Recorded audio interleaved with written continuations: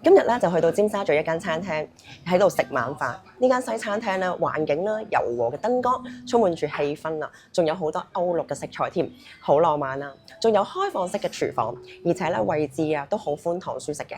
餐廳咧個地點好方便嘅，地鐵站咧行出嚟咧幾步就到啦。menu 啦都好多選擇嘅喎，有套餐啦，仲可以散叫添。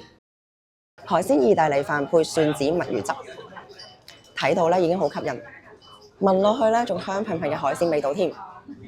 蝦肉咧好新鮮啊，仲有好多海鮮嘅味道，鹹鹹地有啲焦香。意大利飯咧佢個生熟度咧啱啱好，好有意大利嘅特色，而且咧佢咧滿滿嘅醬汁咧我就最中意啦。